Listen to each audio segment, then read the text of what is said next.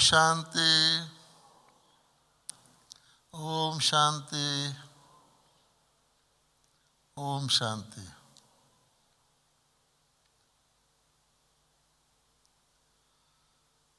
प्यारे बाबा ने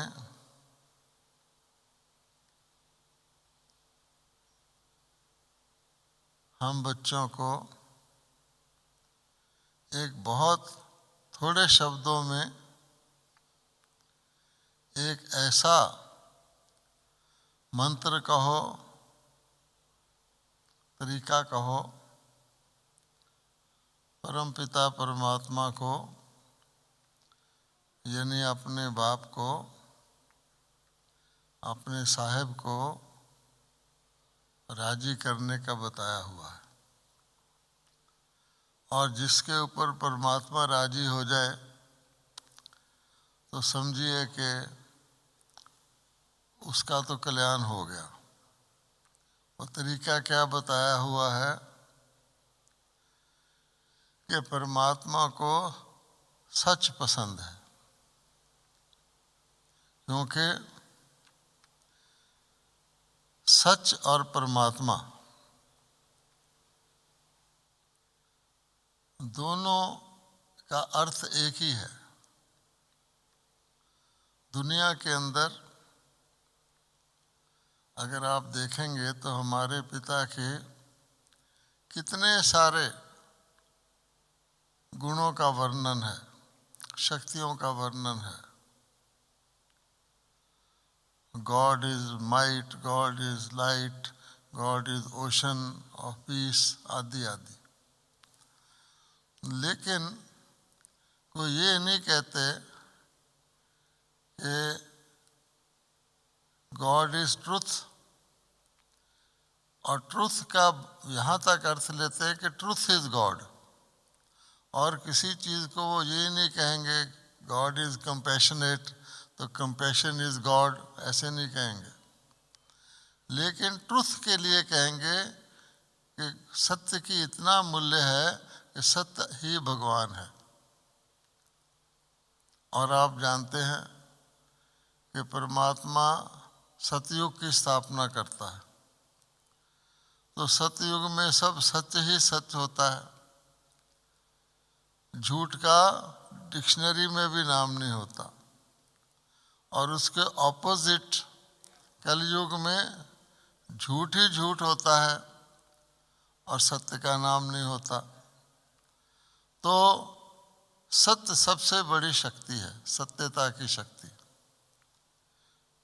एक दो हफ्ते पहले बाबा की मुरली आई थी, आप जानते हैं सत्य के बारे में, कि अंत समय भी जब किसी की अर्थी जा रही होती है तब भी वो सत्य का ही नाम लेते हैं, सतनाम।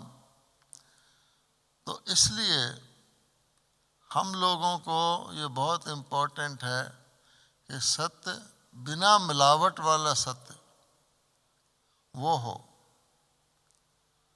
अब देखिए, जो प्योर सोना है उसकी कितनी वैल्यू है, और अगर उसमें थोड़ी सी मिलावट मिला दो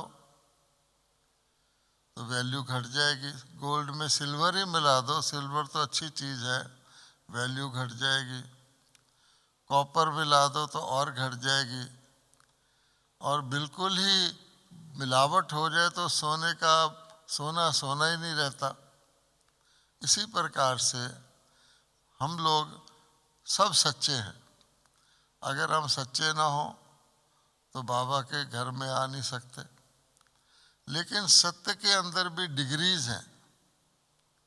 जैसे हर चीज़ के अंदर डिग्रीज होती हैं, उसी प्रकार के सत्य के अंदर भी डिग्रीज हैं। कैसे? अब हम सब का दिल सच्चा है, इसमें तो कोई शक नहीं। अब एक है सच्चा दिल, सचमुच सच्चा दिल, और दूसरा भी है सच्चा दिल, लेकिन उसके पीछे कुछ और है, स्वार्थ के लिए सच्चा दिल, मतलब के लिए सच्चा दिल। और एक फिर है ज़रूरत के वक़्त सच्चा दिल। जब सिर पर कोई आपद आती है तो सच्चा दिल, जैसे कहते हैं ना कि दुख में सिमरन सब करे, दुख आया तो सच्चा दिल, दुख गया तो सच्चा दिल भी गया। तो इसलिए हम सब गीत गाते हैं, मेरा तो शिव बाबा एक। ठीक है, कौन कहेगा कि शिव बाबा के अलावा हमारा कोई है, तो हम सच्चे हुए ना। लेकिन उसके साथ लेकिन लगा हुआ है, उसकी दूसरी लाइन क्या है, मेरा तो शिव बाबा एक तक तो हम सब ठीक हैं, सच्चे हैं। दूसरी लाइन क्या है, दूसरा ना कोई। अब यहाँ आप टेस्ट करेंगे तो आपको लगेगा कि अगर गौर से देखेंगे, गहराई से, तो शिव बाबा भी मेरा और दूसरे भी मेरे, दोनों हाथ में लड्डू चाहिए। ना हम शिव बाबा को छोड़ना चाहते हैं, ना दूसरों को छोड़ना चाहते हैं। अब उसको सच्ची दिल कहेंगे। इसलिए जब हम सच्ची दिल कहते हैं तो उसका अर्थ क्या है और उसके फायदे क्या हैं। सच्ची दिल का अर्थ है कि एक ही शिव बाबा हमारा और उसी से सब प्राप्तियां। आप जानते हैं कि 5 शब्द हमको दिए गए हैं। पहला शब्द है एक नामी, एक नामी। अब एक नाम एक का जो सदा रहे वो शिव बाबा का ही है, क्योंकि गॉड इज वन और दुनिया में कोई चीज़ एक नहीं है जो एक हो और सदा एक रहे, इसलिए उसको सदा शिव भी कहते हैं। जो कभी भी ना बदले, अनादि अविनाशी हो, सत्य की परिभाषा है, जो था भी और है भी और रहेगा भी, तीनों कालों में रहे, उसको सत्य कहते हैं। और शिव बाबा तीनों कालों में एक समान है। और कोई भी सर्वश्रेष्ठ देवी देवता भी रूप बदलते हैं और उनके स्थितियां भी बदलती हैं, शिव बाबा एक। इसीलिए हमको कहा जाता है कि जब कहते हैं बाप समान बनो, तो कौन से बाप समान, शिव बाप समान स्थिति में और ब्रह्मा बाप समान कर्म में, कर्तव्य में, साकार में। तो इसलिए शिव की स्थिति सदा एक है। अच्छा, इसलिए एक नामी। अब क्या हम सदा एक नामी रहते हैं? और एक नामी का जो रिजल्ट है वो होता है एक रस। क्योंकि अगर आप एक के सदा एक ही के ध्यान में रहेंगे तो उसके सारे गुण आपके अंदर आएंगे और आप एक रस रहेंगे। अब एक रस का क्या मतलब है? हम सुबह से शाम तक टेस्ट करें, क्या हम सुबह से शाम तक एक ही मूड में रहते हैं या हमारा मूड बदलता है? अच्छा, अगर हमारा मूड बदलता है तो ज़रूर बीच में कुछ मिलावट है, सदा एक रस नहीं रहते। जो सूर्य होता है उसकी कलाएं जो हैं नहीं होती। सूर्य सदा सूर्य है, उसकी किरणें होती हैं, अस्त होता है और उदय होता है, लेकिन ऐसा नहीं कहा जाता सूर्य की कलाएं होती हैं। तो अगर हमने सूर्यवंशी बनना है, शिव बाबा, जो शिव बाबा को हम कहते हैं कि हम एक नामी है, बनना है, तो हमारी कलाएं नहीं होगी, अर्थात हमारे मूड नहीं बदलेंगे, हमारी स्थितियां नहीं बदलेंगी। और चंद्रमा की कलाएं होती हैं, तो चंद्रमा अपनी कलाएं कम ज़्यादा होती हैं। तो अगर हमारी एक रस स्थिति नहीं है तो हम सोच सकते हैं कि हम चंद्रमा के समान हैं। तो अब एक रस स्थिति लाने के लिए और उसके लाभ हम याद में रखें, एक रस स्थिति के फायदे कितने हैं। जो एक रस स्थिति धारण करते हैं उनके लिए हम कहते हैं एक बल एक भरोसा। अब है शब्द एक बल एक भरोसा। प्रैक्टिकल लाइफ में क्या होगा कि कोई परिस्थिति आएगी तो हम कहेंगे हाँ मेरा तो शिव बाबा, बस तेरे पर ही भरोसा है। अंदर में और भी कुछ सोचेंगे कि शायद शिव बाबा मौके पर मदद ना करे तो मैं किसी डॉक्टर का भी ख्याल करूं या मैं किसी और संसारिक शक्ति का भी ख्याल करूं, तो शक संशय आ गया ना। इसलिए एक बल एक भरोसा उसी को होगा जो सचमुच एक नामी होगा। अच्छा, फिर हमको कहा जाता है कि जो सच होता है, सच का व्यक्ति सच तो बैठो नच, अर्थात सच व्यक्ति निश्चिंत होता है, निर्भय होता है, क्योंकि उसको पक्का निश्चय, उसके निश्चय हिलता नहीं है। और अगर जरा सा सच सच्ची दिल से कम है तो साथ साथ ऊपर से सोचेंगे कि हाँ मेरा तो शिव बाबा है, मेरी मदद जरूर करेगा, उसका ही तो मैं बच्चा हूँ। लेकिन साथ साथ ये भी होगा, देखें होता है कि नहीं होता है? होगा, नहीं हुआ तो क्या होगा। अर्थात वो जो निश्चितता है, निश्चित वो नहीं होगा, उसको थोड़ा थोड़ा अंदर ख्याल रहेगा। और जो सच्चा होगा उसको निश्चित होगा, सच्चा होगा उसको निर्भय होगा। और जिसके अंदर थोड़ा सा सच्ची दिल नहीं है उसको कहीं ना कहीं भय आएगा। इसलिए भगवान कहता है कि हमको बताया हुआ एक नामी, अर्थात एक के ही नाम को दिल में रखने वाले। फिर हमको कहा जाता है एकाग्र। अब देखिए, हर एक सुबह से शाम तक देखे कि हमारा मन एकाग्र रहता है। अगर रहता हो तो फिर हमें ये एक्सरसाइज कराने के लिए बाबा ने कहे कि मन इधर उधर भटकता है। इच्छा सबके अंदर है कि हम योग में बैठे और योग पूरा टाइम हमारा योग रहे, लेकिन बैठते हैं पूरी इंटेंशन से, पूरी इच्छा से हमारा योग रहे, तो थोड़ी देर बाद क्या होता है, जैसे गैस का गुब्बारा होता है ना, उसकी गैस धीरे धीरे निकल जाती है। थोड़ी देर में देखेंगे तो टाइम लग रहा है कि मैं एकाग्र हूँ, एकाग्र नहीं है, एकाग्र होने की विधियाँ सोच रहे हैं। तो इस प्रकार से आधा टाइम तो उसमें निकल गया। तो बुद्धि से यही सोचते रहे मैं एकाग्र होना, एकाग्र होना, एकाग्र होना। तो जो एक नामी होगा वो फट एकाग्र हो जाएगा। जैसे कई चीज़ों में जो चीज़ें हमें पसंद रहती हैं या जिसमें हम प्रैक्टिस करते रहते हैं, उसमें फटाफट एकाग्र हो जाते हैं। एक दर्जी को कहो कि सुई के अंदर धागा डाल, और एक साधारण व्यक्ति तो कहो सुई के अंदर धागा डाल, फर्क होगा? इसी प्रकार से फिर बाबा कहते हैं एकांत। अब एकांत का मतलब ये नहीं है कि हम किसी खाली जगह जाकर बैठ जाएं। अब खाली जगह जाकर भी आपका मन और घूमता रहेगा।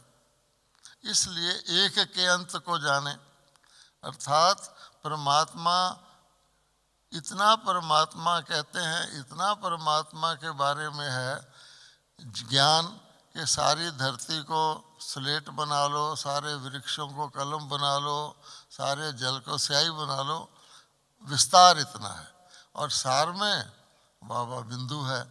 तो अगर हम उसके अंत को जानने के लिए, बाबा कहता है यूं तो मैं रहम दिल हूँ, अब बच्चों से मुझे अति प्यार है, और बच्चा अगर ये भी कह देना आज मेरा योग नहीं लगा, तो बाबा उसको भी योग गिन लेता है कि चलो बच्चे के मुंह से योग तो निकला, बाबा इतना हमसे प्यार करता है।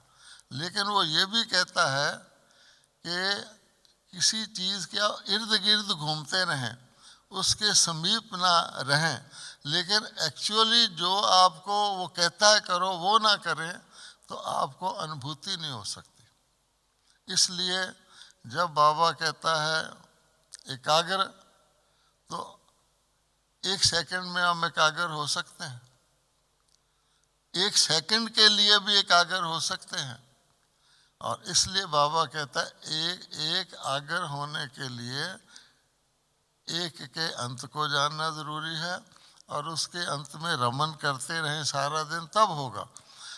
क्योंकि हमारा योगी लाइफ है, ऐसे नहीं हो सकता कि हम कहें अभी मैंने योग लगाया, अभी मेरा योग पूरा हो गया। तो ये तो पार्ट टाइम योग हो गया ना, लगाने से पहले नहीं था, योग का क्लास शुरू हुआ तो समझो मैंने योग लगाना शुरू किया, योग का पीरियड पूरा हुआ तो मैंने योग को पूरा कर लिया और फिर मैं स्थूल में चले गया।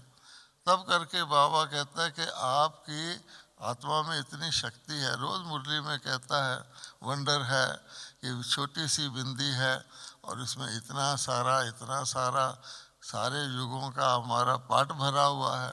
तो आप सोचिए कि छोटी सी बिंदी में युगों का पाठ भरा है, वो मैं हूँ।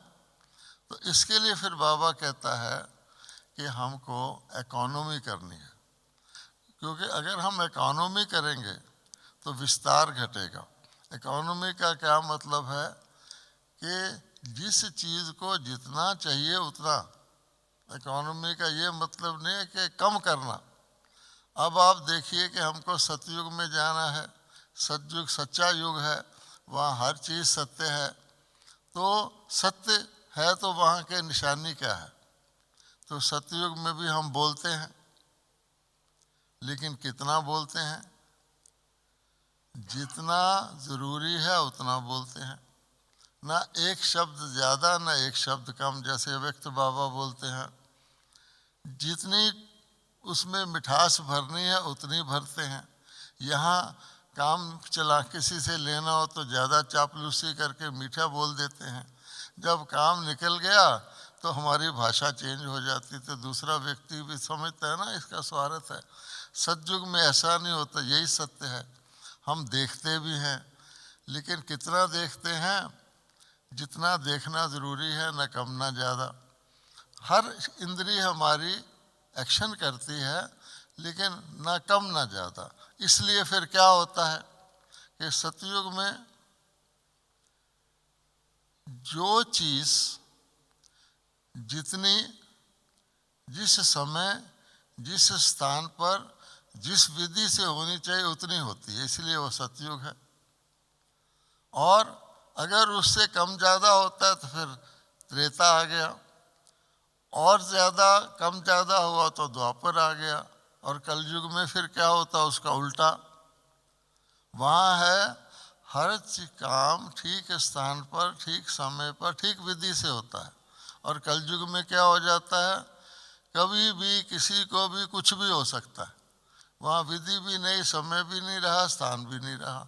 तो फर्क क्या हुआ कि ये जो आत्मा ने, जिसको कहते हैं सारी चीज़ें, फिजिकल तो नहीं, मन जो आत्मा का सबसे इम्पोर्टेंट फंक्शनरी है, उसको कितना सादा हुआ है। तो टेस्ट क्या हुआ? बाबा कहता अपने मन को हम जब चाहें, जहाँ चाहें, जितना समय चाहें वहाँ लगा सके। अब यही हमारी तपस्या है। तो इसलिए अगर हम सच्ची दिल से करते हैं, तो सच्ची दिल का क्या मतलब हुआ? हमारी दादियों को देख लो, वो भी तो इसी दुनिया में रहती हैं, लेकिन उनका एक ही लक्ष्य है, बाबा बाबा और बाबा। और चलती भी हैं, बोलती भी हैं, सुनती भी हैं, काम भी करते हैं, लेकिन सब बाबा के लिए है। सोचना बाबा और बाबा के कार्य के लिए, बोलना बाबा और बाबा के कार्य के लिए, कर्म करना बाबा और बाबा के कार्य के लिए। तो ये जो 100% है, ये है सच्ची दिल। और उससे जितना नीचे आते जाओ तो वो है सच्ची, सारी ही सच्ची है, लेकिन उस प्रकार की सच्ची नहीं है। मान लो आपको आलस्य आता है, अब बाबा शिव बाबा को तो छोड़ दो, ब्रह्मा बाबा को देखिए, सदा उमंग उत्साह, बाबा याद प्यार भी देता है, बोलता भी है, तो क्या फ़ख्र से। तो हमको वो फ़ख्र, वो नशा, वो निश्चितता, वो निश्चिंता ही है। तो इसलिए सच्ची मीन्स एवरीथिंग फॉर बाबा, क्योंकि हम शरीर में हैं, हम एक जगह तो बैठ नहीं सकते, लेकिन शरीरधारी में हम कर्म कर रहे हैं तो भी हम योगी हैं, हम योग कर रहे हैं तो भी हमारा सेवा हो रही है, हम धारणा कर रहे हैं तो भी अपने लिए नहीं कर रहे हैं, और हम सेवा कर रहे हैं तो भी सेवा के लिए नहीं कर रहे हैं। तो सब चीज़ को जैसे आत्मा मिक्स करती है। अगर आप बिंदी को बड़ी करें तो बिंदी को बड़ी करेंगे तो सर्कल बन जाएगा, और बड़ी करें बड़ा सर्कल बन जाएगा, और बड़ी करें बहुत बड़ा सर्कल बन जाएगा, और उसको घुमाना शुरू कर दे तो साइकिल बन जाएगा। लेकिन जब समेटना शुरू करें तो धीरे धीरे धीरे धीरे वो बिंदी बन जाएगी। तो बिंदी ऐसे नहीं कि बिंदी कोई खड़ी है, चैतन्य बिंदी है। तो भाव ये है हमारा जीवन बाबा के समर्पित हो जाए, और हम जो कुछ भी करें बाबा के समर्पित करें। और ख़ास तौर पे इस सब का सार ये है, जो बाबा ने लास्ट 3 शब्द कहे थे अव्यक्त होने से पहले, वो इसका सार है। निराकारी। निराकारी मीन्स हमारा अनादि अविनाशी परम धाम की स्थिति, वो बाबा की, शिव बाबा की और हमारी एक है। लेकिन निराकारी के नीचे जो बाबा ने कहा निर्विकारी, और उसके नीचे कहा निरहंकारी, ये काम की चीज़ है। अगर हम साकार लोक में रहकर और हम सोचें मैं निर्विकारी बन जाऊं, हो नहीं सकता, क्योंकि बाबा ने ये कह रखा है अगर निर्विकारी बनोगे ये शरीर नहीं रहेगा। इसलिए निर्विकारी बनना है तो सूक्ष्म लोक में आओ, तो है ही निर्विकार। वहाँ आपको ईर्ष्या नहीं आएगी, किसी को आप मार नहीं सकते, गुस्सा नहीं कर सकते, उस लोक ही ऐसा है, वहाँ विकार हो ही नहीं सकता। इसलिए वहाँ घृणा नहीं कर सकते, फरिश्ता हो गए। तो अगर हमको निर्विकारी बनना है तो सूक्ष्म लोक में रहें, और अगर हम साकार में आते हैं तो बाबा ने कहा हुआ निरहंकारी। मीट मीन्स बॉडी कॉन्शियस नहीं रहे, क्योंकि यहाँ बॉडी हमारे साथ जुड़ी हुई है, और बॉडी में आने से ही विकार पैदा होते हैं, बॉडी में आने से ही सब कष्ट पैदा होते हैं। तो ये 3 शब्दों को भी अगर हम देखेंगे तो हम सच्ची दिल रख सकते हैं कि जो बाबा ने कहा है इस दुनिया में रहें तो शरीर से अलग रहें, अर्थात निरअहंकारी मीन्स बॉडी से ही अहंकार पैदा होता है। और सूक्ष्म लोक में रहें, ज़्यादा से ज़्यादा तो मेहनत नहीं करनी पड़ेगी, जैसा देश वैसा वेश, सूक्ष्म लोक में विकार हो ही नहीं सकता। और निराकारी में रहें, वो हमारी फाइनल स्टेज है।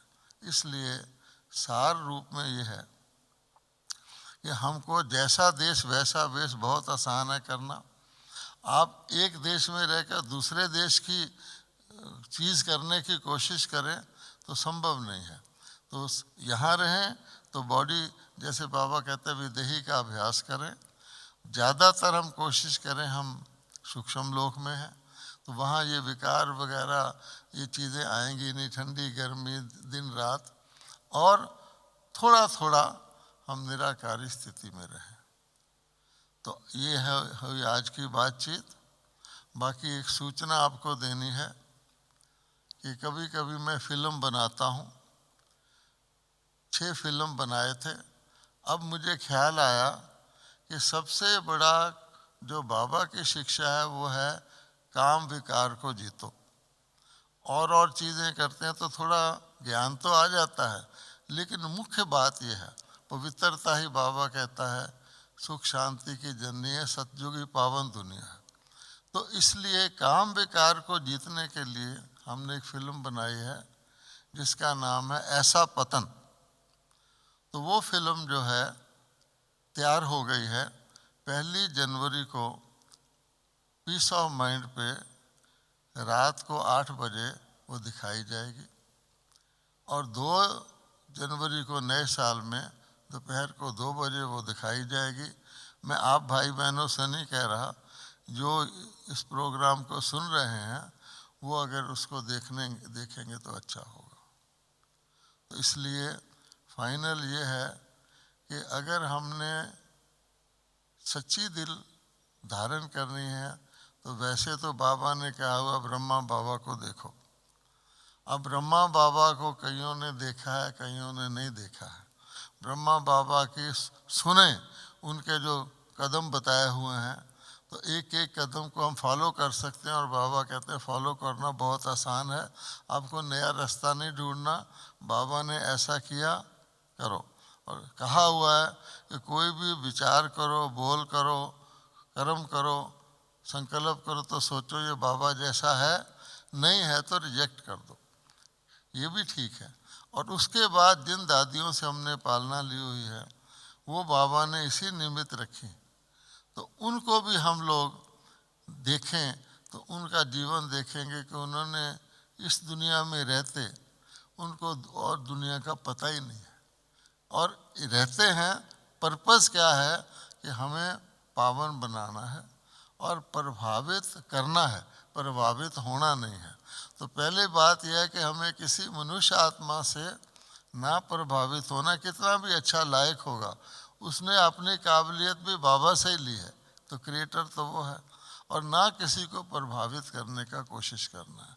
निमित्त नरम निर्माण रहेंगे तो निर्माण का कार्य अच्छा होगा। ओम शांति।